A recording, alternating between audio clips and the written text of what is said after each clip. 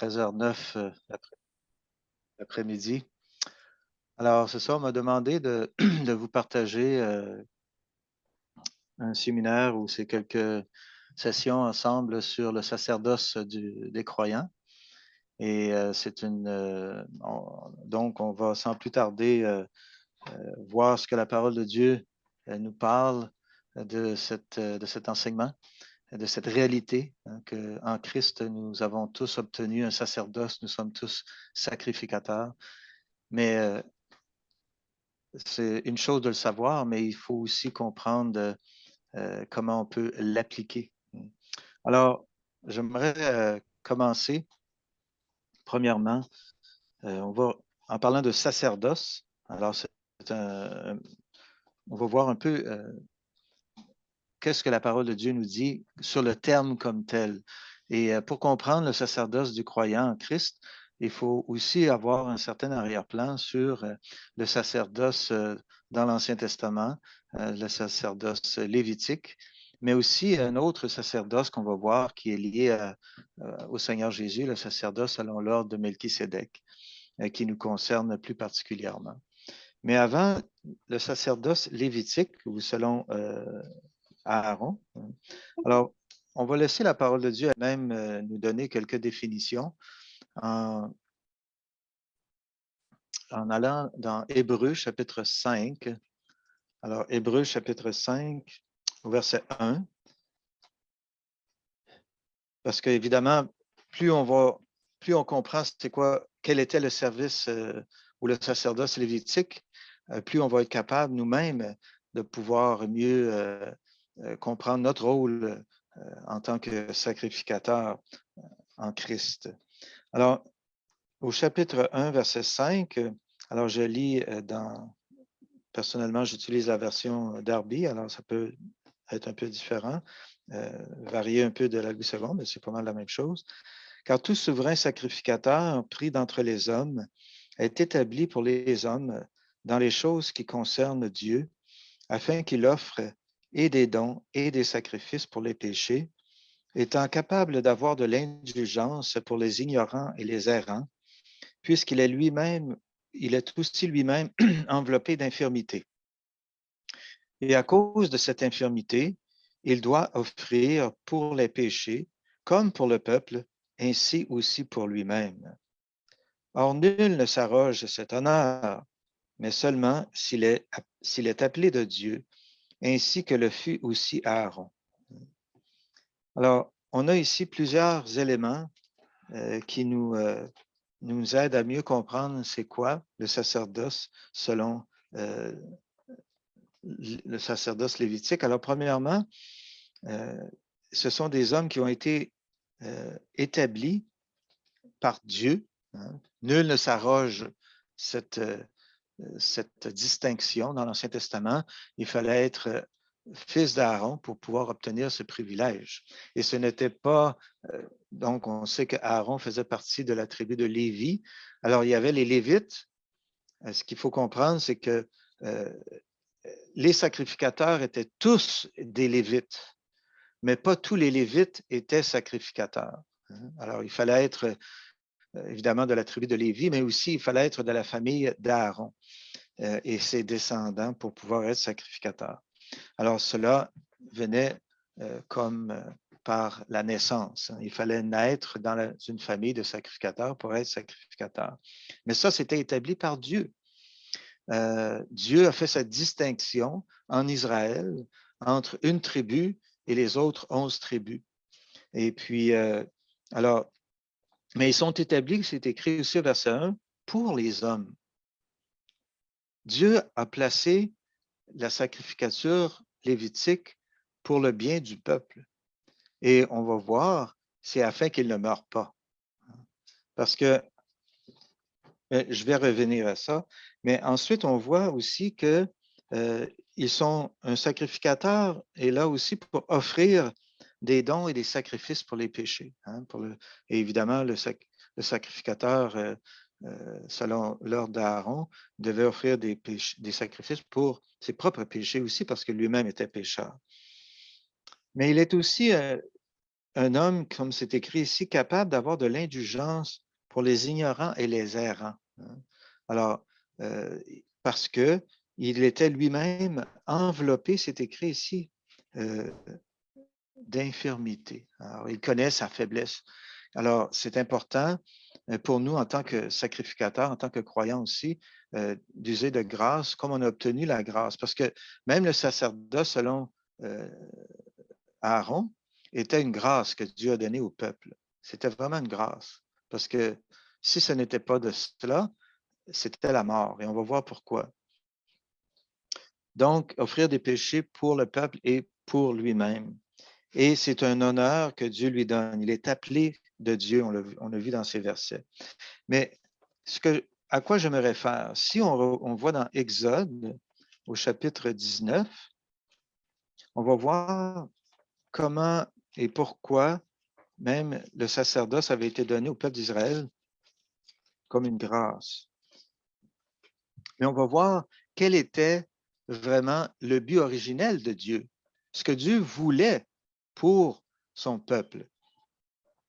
Et on va lire dans Exode 19, au verset 5 et 6, ça nous dit, « Et maintenant, si vous écoutez attentivement ma voix et si vous gardez mon alliance, vous m'appartiendrez en propre d'entre tous les peuples, car toute la terre est à moi, et vous me serez un royaume de sacrificateurs et une nation sainte. » Ce sont là les paroles que tu diras aux fils d'Israël. Alors, c'est Dieu qui parle à Moïse.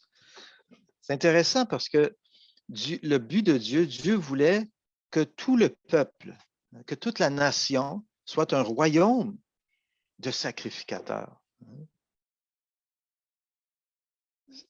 C'est une expression qui revient. Hein? Si on se rappelle bien, on va le voir plus tard dans l'étude, dans l'Apocalypse, chapitre 1, nous aussi. Alors, le but de Dieu, c'est que chacun soit sacrificateur. Mais on sait qu'est-ce qui est arrivé, on n'ira pas dans les détails, lorsque Moïse était sur le mont Sinaï en recevant les 10 commandements, qu'est-ce que le peuple faisait en bas? Hein? Alors, ils se livraient à la débauche et ils ont construit donc ce veau d'or. Ils ont remplacé, si on peut dire, l'adoration du seul vrai Dieu, de l'Éternel des armées, par un veau d'or, l'œuvre mensongère des mains humaines. Alors, et Aaron lui-même était impliqué directement dans ce grand péché. Et on sait ce qui est arrivé. Moïse est descendu. Josué pensait que c'était un cri de guerre, mais non, Moïse a dit ce n'est pas un cri de guerre. Et c'était le peuple qui se livrait à la débauche. Et Moïse, donc, a réduit en cendres le veau d'or et il a brisé les tables de la loi. Et il a appelé, il a dit, qui ira pour, disons, être les instruments de l'Éternel pour exercer un jugement, parce que plusieurs sont morts ce jour-là. Et ce sont les fils de Lévi qui se sont levés et qui ont donc tué tous ceux qui étaient au moins, en tout cas, pas nécessairement tous, mais plusieurs qui étaient coupables directement de cette fausse adoration. Alors, Dieu a donc choisi la tribu de Lévi pour tous ceux qui avaient, à cause de ce péché du peuple d'Israël, ils ont comme renoncé à ce privilège, à cette bénédiction que Dieu voulait leur donner, d'être un royaume de sacrificateurs, que chaque tribu soit vraiment une nation ou une tribu de sacrificateurs. Et donc, c'était maintenant seulement une tribu parmi les 12 qui étaient séparés pour pouvoir offrir les sacrifices à Dieu. Et ça créait donc une séparation. Et on sait, le péché crée toujours une séparation. Hein. Le péché, c'est ce qui nous sépare de Dieu. Et comme l'image que vous voyez en arrière de moi, alors c'est ce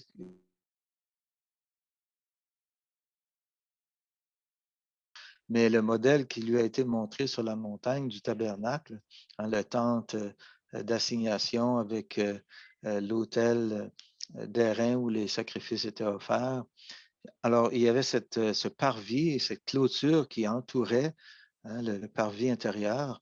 Et évidemment, il y avait aussi toutes ces pots qui séparaient le tabernacle lui-même du reste.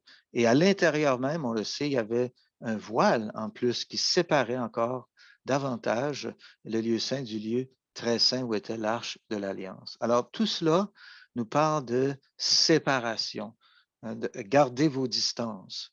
Et même, c'est ce que Dieu avait dit au peuple de ne pas s'approcher, hein, du mont Sinaï de peur de mourir.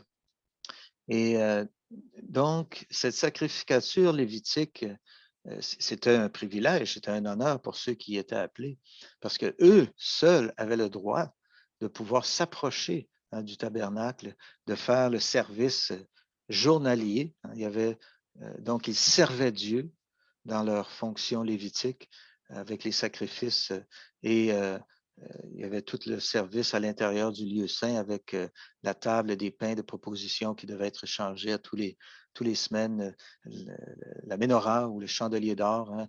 Alors, il devait être donc constamment entretenu chaque jour pour que la flamme puisse constamment brûler. Et il devait toujours y avoir de l'encens qui brûlait sur l'autel d'encens. Alors ça, c'était des services chaque jour que les sacrificateurs faisaient. Les Lévites, eux, en tout cas, je me devance un peu, mais disons que les Lévites, eux, ils étaient les assistants des sacrificateurs, hein. Ils aidaient les sacrificateurs avec les sacrifices. Alors, on peut penser aussi qu'ils participaient donc sans nécessairement participer directement à offrir les sacrifices. Ils allaient sûrement chercher du bois, ils gardaient le feu maintenu, toutes des différentes tâches qu'on n'ira pas dans les détails pour ça. Alors, le sacerdoce aussi parle d'une séparation, hein. Nous aussi, alors, le sacerdoce lévitique, ils étaient séparés, comme on a dit, du reste du peuple. Et concernant les sacrificateurs, il y en avait un qui était choisi parmi tous les autres, qui était appelé le souverain sacrificateur. Et lui seul avait le droit, le privilège de pouvoir entrer dans le lieu très saint, où était l'Arche de l'Alliance, et seulement une fois par année, le jour des expiations, hein, de Yom Kippour en hébreu.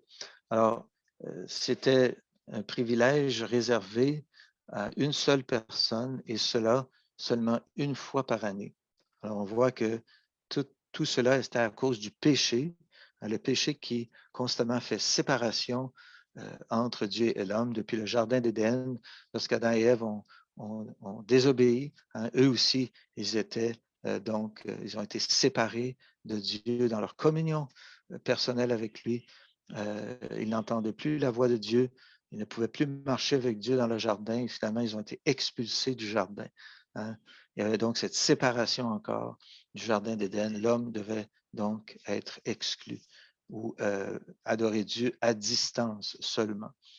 Et c'est ce qui est merveilleux. On va voir comment hein, notre souverain sacrificateur qui est Christ, non selon l'ordre d'Aaron, mais selon l'ordre de Melchisédek, hein, rétablit, restaure tout ce que le péché a érigé entre nous et Dieu. Le Seigneur Jésus est venu pour l'enlever, hein, par son sacrifice à la croix et sa résurrection. Alors, il y avait aussi d'autres fonctions des sacrificateurs qui, nous aussi, on va voir en tant que sacrificateurs chrétiens, comme on va expliquer c'est quoi tout à l'heure, mais ils enseignaient donc la loi au peuple. Si on voit dans Néhémie, au chapitre 8,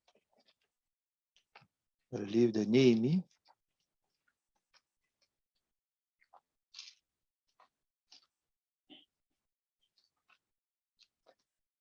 alors, on va lire au verset 1.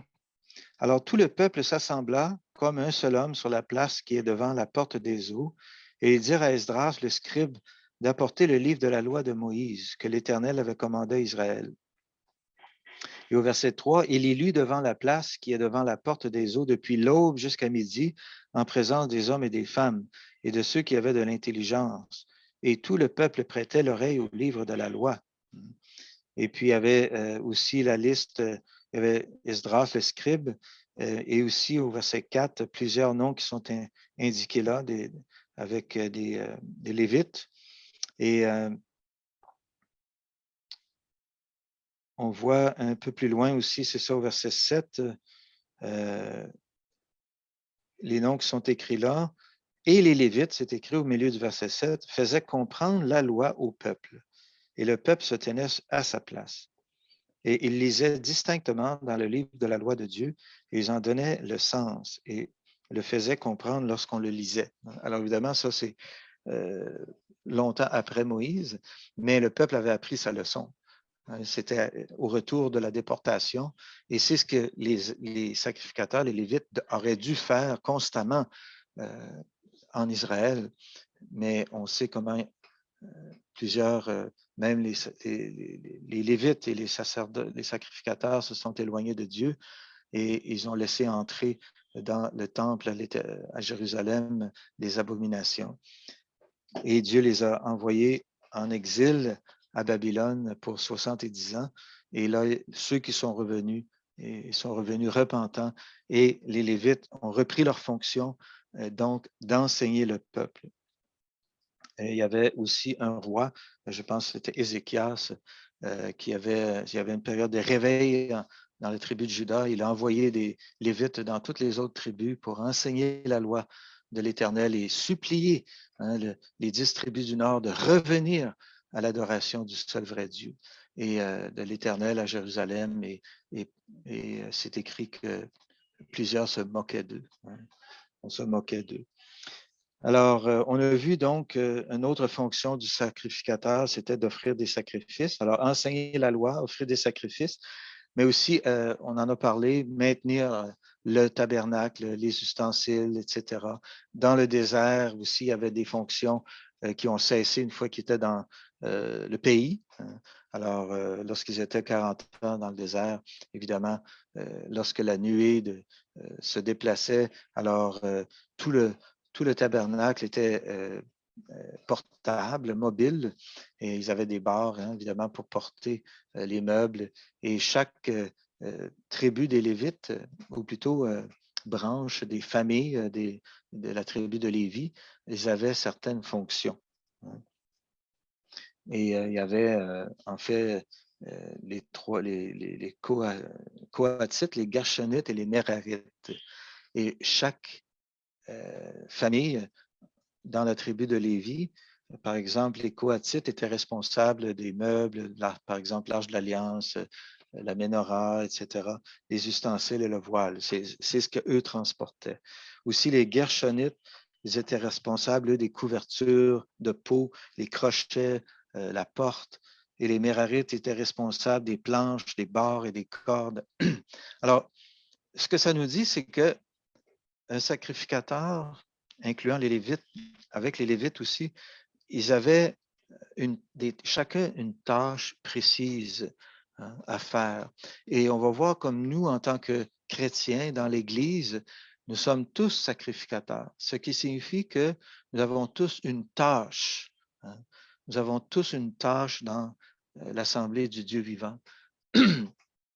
Et Paul, d'ailleurs, nous dit dans 1 Corinthiens 12, par exemple, l'œil ne peut pas dire au pied, ah, ben, je n'ai pas besoin de toi, ou le pied ne peut pas se mépriser puis dire, ah, ben, parce que je ne suis pas un œil, ben, je ne vaux rien dans l'assemblée.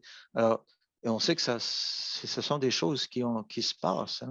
Alors, peu importe, Paul nous dit, le membre de notre corps, ils sont tous utiles. Tous nos membres sont utiles.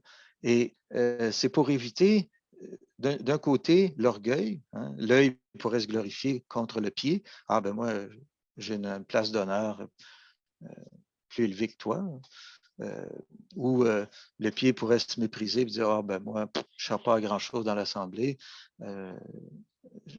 Alors, il commence à mépriser ce que Dieu lui a donné et à toujours envier les dons des autres.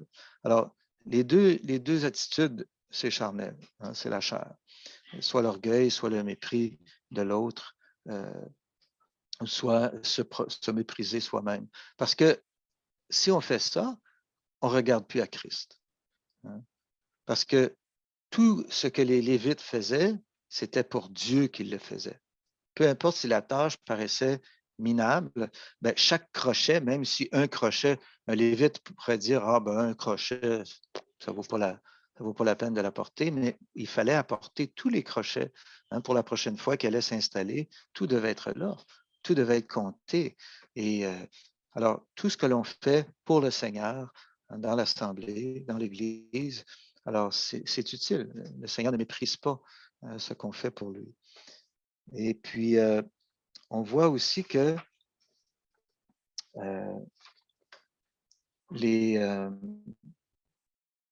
on a vu donc que c'était le plan de Dieu que chacun soit sacrificateur et que Dieu avait choisi les Lévites au lieu du peuple et Aaron. J'en avais mentionné, mais on ne l'avait pas lu, mais je pense que c'est important. Nombre chapitre 3. Nombre chapitre 3. Et au verset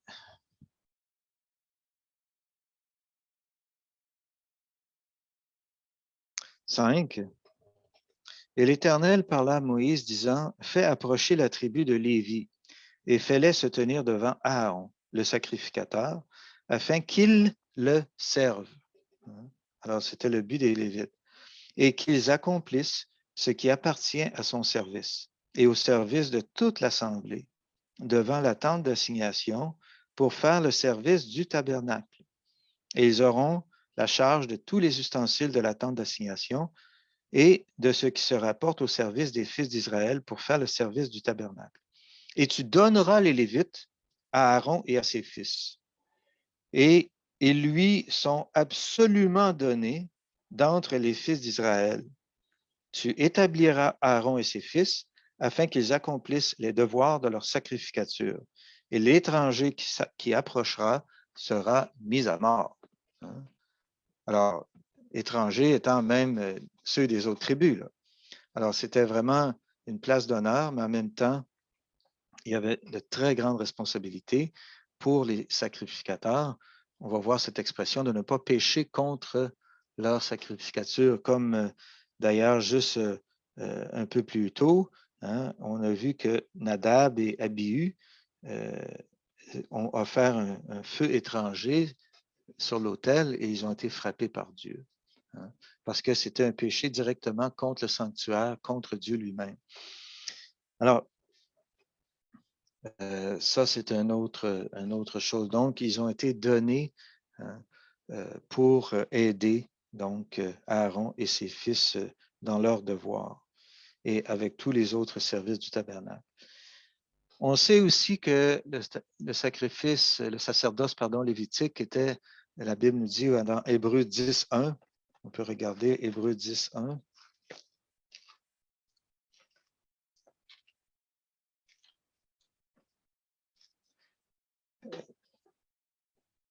La loi, c'est écrit ayant l'ombre des biens à venir, non l'image même des choses, ne peut jamais, par les mêmes sacrifices que l'on offre continuellement chaque année, rendre parfaits ceux qui s'approchent. Autrement, n'eussent-ils pas cessé d'être offerts, puisque ceux qui rendent le culte, étant une fois purifiés, n'auraient plus aucune conscience de péché. Mais il y a dans ces sacrifices, chaque année, un acte remémoratif de péché, car il est impossible que le sang de taureau et de bouc ôte les péchés. Alors, il y avait donc une limite de temps, une limite d'efficacité au sacrifice qui était offert dans l'Ancien Testament. Et d'ailleurs, pour nous parler un peu du sacerdoce de Christ, qui est selon l'ordre de Melchisédek, on peut tirer quelques contrastes qui nous font voir justement comment le sacerdoce lévitique était limité. Alors, il y avait premièrement un accès limité à Dieu. Et il y a juste le souverain sacrificateur, comme on l'a dit, qui pouvait s'approcher une fois par an derrière le voile. Mais on verra dans Hébreux 4, par exemple, on ne va pas tourner à tous ces versets, je vais juste les mentionner en passant comme ça, que nous avons un accès, hein, pour entrer dans les lieux saints. Alors, Christ, lorsque le Seigneur Jésus est mort à la croix, on sait que le voile du temple s'est déchiré de haut en bas au même instant. Et Dieu démontrant par là que nous avons maintenant accès, comme sacrificateurs, comme adorateurs. Hein. C'est pour ça qu'on est appelés des sacrificateurs. Et on va le voir dans l'épître de Pierre plus tard, comment notre sacerdoce fait de nous des véritables adorateurs en esprit et en vérité, et qui fait en sorte qu'on peut s'approcher de Dieu et de réaliser le privilège, la bénédiction que Dieu nous ait associés à lui-même à travers son Fils pour être ses sacrificateurs. Hein. On a un privilège encore plus grand que le souverain sacrificateur dans l'Ancienne Alliance. On peut s'approcher de Dieu encore plus proche que le souverain sacrificateur dans l'Ancienne Alliance. Alors, on n'a vraiment rien à envier à ces sacrificateurs-là, parce que nous avons maintenant accès, hein, à la présence de Dieu, au Père, au trône de la grâce en tout temps. Aussi, ce qui caractérisait les sacrificateurs comparés à Christ, notre souverain sacrificateur, c'est qu'ils étaient faibles, ils étaient pécheurs, et ils devaient offrir des sacrifices pour leurs propres péchés. Mais lui, le Seigneur Jésus, on va le lire dans Hébreux 7, hein, belle définition du sacerdoce de Christ et de ce qui le caractérise. Hébreux 7 et au verset 26. Alors lui, le Seigneur Jésus, il est appelé un tel souverain sacrificateur nous convenait, saint, innocent, sans souillure, séparé des pécheurs et élevé plus haut que les cieux, qui n'est pas journellement dans la nécessité, comme les souverains sacrificateurs de l'Ancienne Alliance, d'offrir des sacrifices, d'abord pour ses propres péchés, ensuite pour ceux du peuple. Car cela, il l'a fait une fois pour toutes, s'étant offert lui-même. Hein. Alors, on voit comment le Seigneur Jésus, dans sa personne, il était saint, il était sans péché, hein, sans souillure, séparé des pécheurs, bien qu'il soit appelé l'ami des pécheurs. Hein.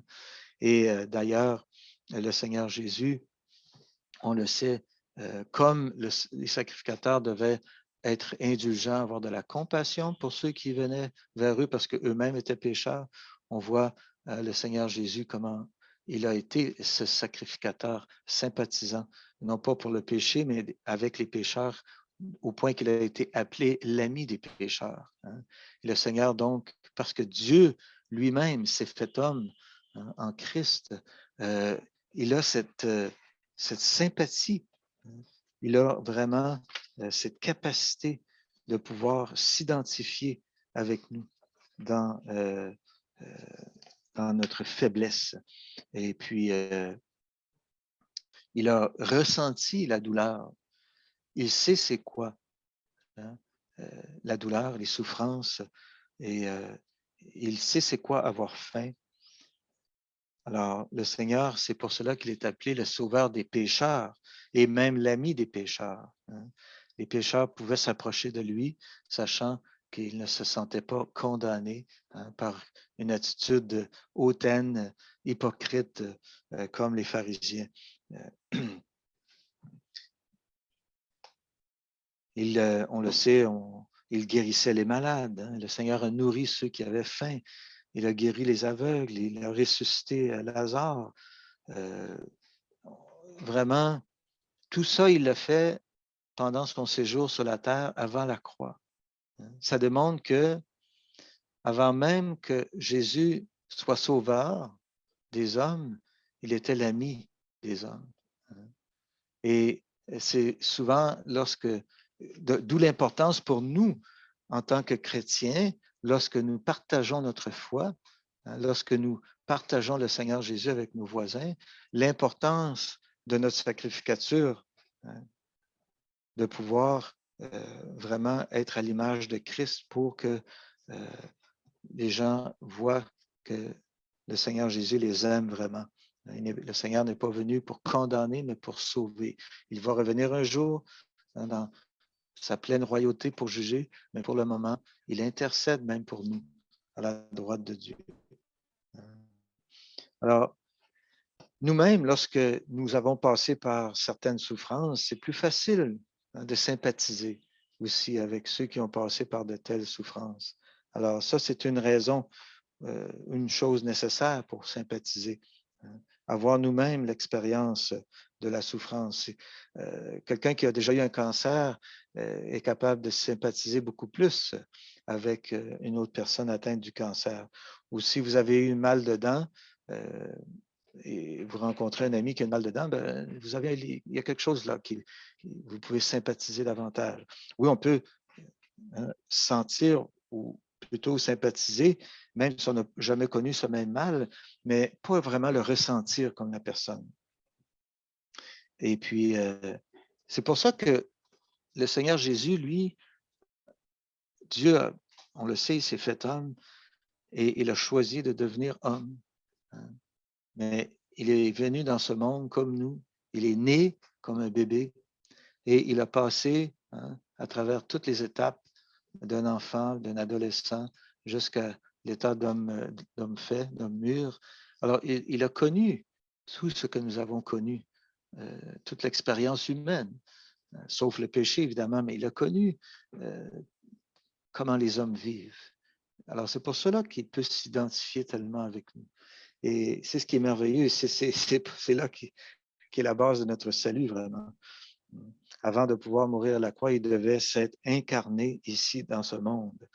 On voit même le Seigneur Jésus qui exprime son amour. Hein, et il tissait des liens d'amitié, comme avec Lazare.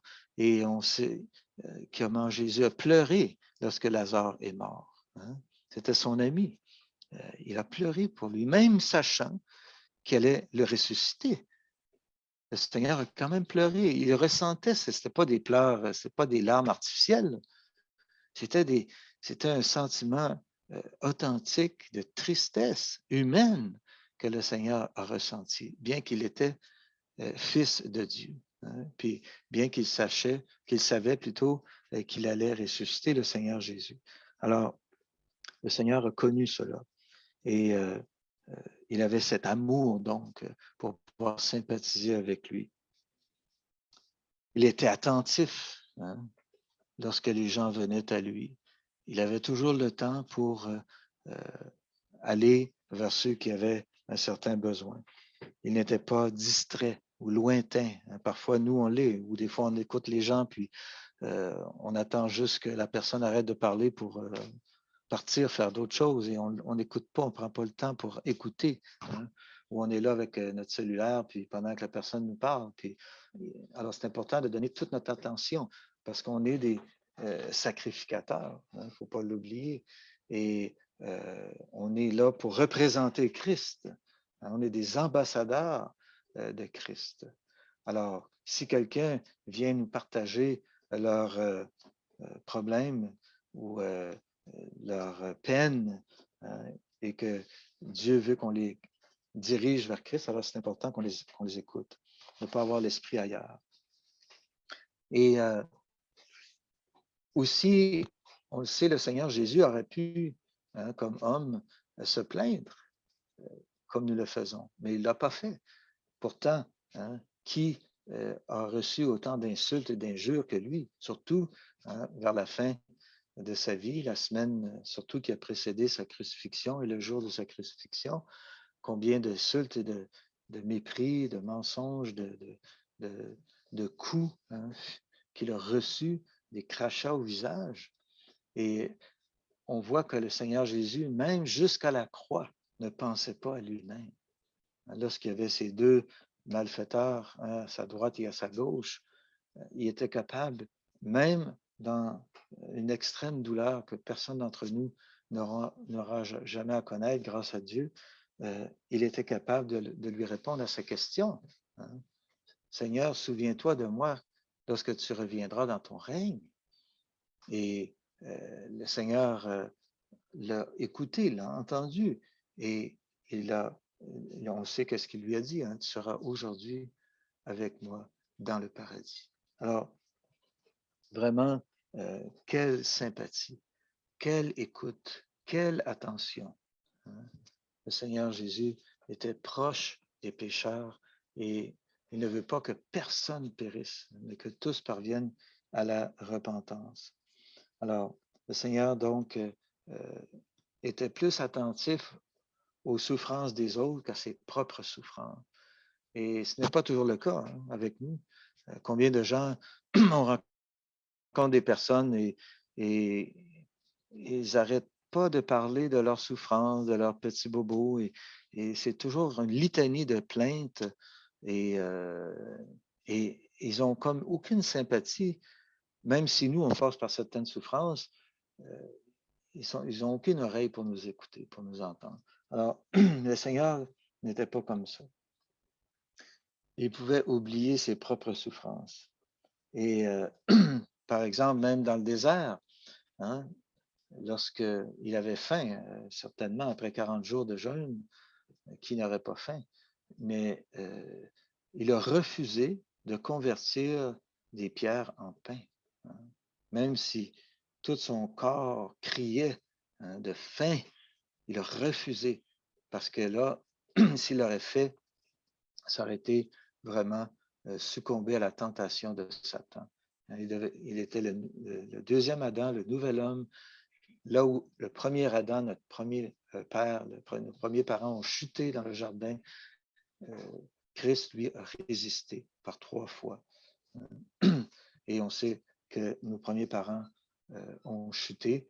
Ils ont vu que l'arbre était beau à voir, bon à manger et désirable pour ouvrir l'intelligence. Et ça correspond au corps, l'âme et l'esprit. L'être humain a chuté, corps, âme et esprit, aux mains de Satan. Et le Seigneur Jésus, en tant qu'homme, a dû résister à Satan, corps, âme et esprit aussi. Je pense qu'on a perdu.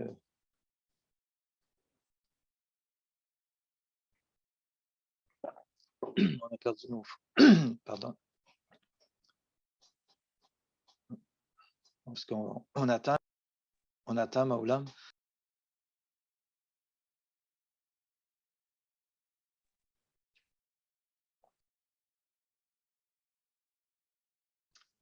Alors, je ne vois plus les frères de l'Assemblée. On va attendre quelques secondes, quelques minutes. Oui, ils ont été déconnectés, je crois. On peut attendre quelques secondes pour qu'ils se reconnectent. D'accord.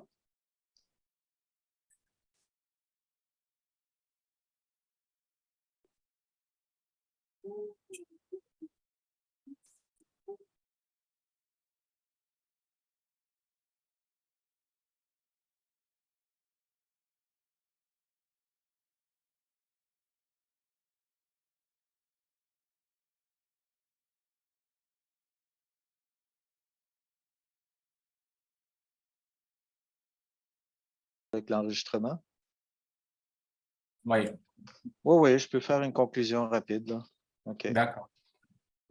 Alors, comme on disait, donc, le Seigneur Jésus il est notre grand souverain sacrificateur, donc rempli de compassion, de sympathie pour les pécheurs, sans s'associer à leurs péchés. Et cela doit nous caractériser aussi si on veut gagner des âmes pour Christ. Mais pour ça, on va voir, on doit pouvoir se décharger de tous nos soucis pour sympathiser à ceux des autres. On a vu comment le Seigneur Jésus, donc, savait oublier ses propres souffrances pour pouvoir prêter attention aux souffrances des autres. Alors, ça, c'est vraiment la caractéristique d'un sacrificateur. Le Seigneur Jésus, évidemment, étant parfait dans cette sympathie, nous devons chercher à l'imiter. Et on a vu qu'à la croix aussi, il a montré de la sympathie à cet homme qui était crucifié à ses côtés. Et le Seigneur, simplement pour terminer cette partie sur la sympathie, souverain sacrificateur qui nous convenait donc, il sympathise avec nous encore aujourd'hui, hein, pas juste dans les évangiles, mais maintenant en étant assis à la droite de Dieu. et comme notre souverain sacrificateur, notre médiateur, hein, l'unique médiateur entre Dieu et les hommes, Jésus-Christ. Alors, peu importe nos propres douleurs et nos soucis, nous pouvons venir à lui, hein, tel que nous sommes, et c'est ce que nous allons lire pour terminer, donc dans Hébreux. On va lire au verset 4, chapitre 4, pardon, au verset 14. Hébreux 4, verset 14. Donc, ayant donc un grand souverain sacrificateur qui a traversé les cieux, Jésus, le Fils de Dieu, tenons ferme notre confession, car nous n'avons pas un souverain sacrificateur qui ne puisse sympathiser à nos infirmités, mais nous en avons un qui a été tenté en toutes choses comme nous, à part le péché. Alors, puisque cela est vrai, c'est écrit au verset 16, approchons-nous donc avec confiance du trône de la grâce, afin que nous recevions miséricorde et que nous trouvions grâce pour avoir du secours au moment opportun. Alors, le Seigneur est toujours là pour nous écouter, pour nous entendre, et nous sommes invités à nous approcher, hein, au trône de la grâce. Et c'est ce qu'un sacrificateur fait dans l'Ancienne Alliance. Il s'approchait, hein, chaque jour de Dieu, donc pour offrir les sacrifices.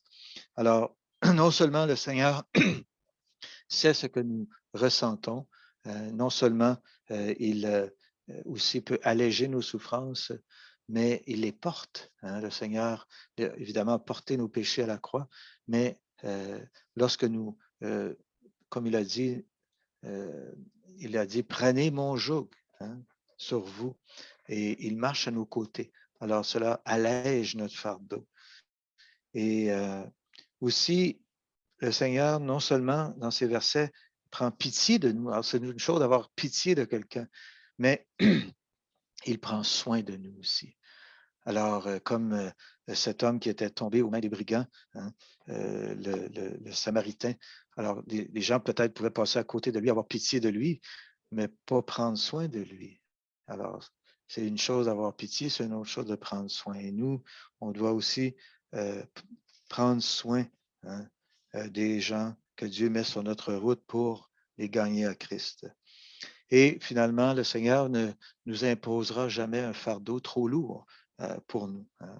Il ne permettra pas qu'on soit tenté au-delà de nos forces. Alors, on voit comment notre souverain sacrificateur est là pour nous assister et nous aider dans notre propre fonction de sacrificateur ici-bas, hein, parce qu'on est ses représentants ici dans ce monde. Alors, je vais m'arrêter là et Dieu voulant, on continuera demain à partir d'ici. Donc, alors que le Seigneur vous bénisse, chers frères et sœurs. J'aimerais bien vous voir en personne, mais bon, on remercie le Seigneur pour ce moyen. Alors, à la prochaine. À demain, Dieu voulant. OK, merci. Merci, frère François. Donc, Oui, de rien. première partie du sacerdoce du croyant, on peut automatiquement découvrir par là que Dieu fait de nous des sacrificateurs. Autrefois, on peut penser que ce n'est qu'une portion de croyants qui sont sacrificateurs et les autres sont comme le peuple d'Israël, c'est-à-dire beaucoup de gens ont encore le système de l'Ancien Ouais, ouais. Testament dans leur tête où comme il y a l'Église, le pasteur avec des dirigeants autour de lui, donc c'est eux qui sont appelés dans le ministère, dans le clergé, donc c'est eux les sacrificateurs. Et donc, le reste des fidèles sont le peuple.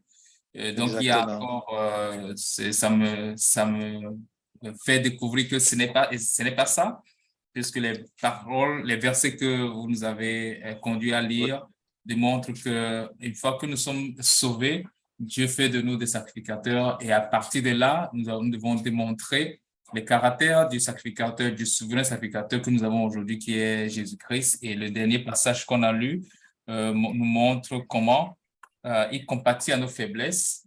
Et ça veut dire qu'il nous connaît ayant vécu comme nous. Et par là, nous pouvons aussi démontrer son caractère. Je crois que c'est ça, n'est-ce pas?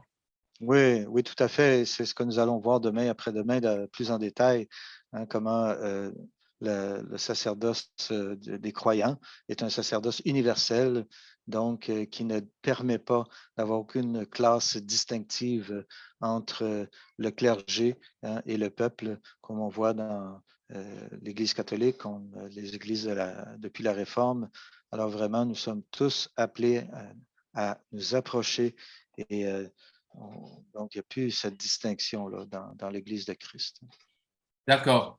Merci, merci, que Dieu vous bénisse. Merci pour votre Merci. temps. Donc, on va vous libérer, on va vous laisser partir. Et j'espère que les frères vont écouter cette dernière partie. Je vais leur envoyer le lien. Et par la grâce de Dieu, D'accord. on se revoit demain à la même heure. Merci. D'accord. Il y a un frère ici qui aimerait demain se connecter. Est-ce que ça va? Est-ce que c'est correct ou ça cause un problème? Non, il n'y a pas de souci. C'est ouvert à tout le monde. Non? OK, Euh, c'est bon. oui, OK. On OK, attend. merci. À Merci. demain, Dieu voulant.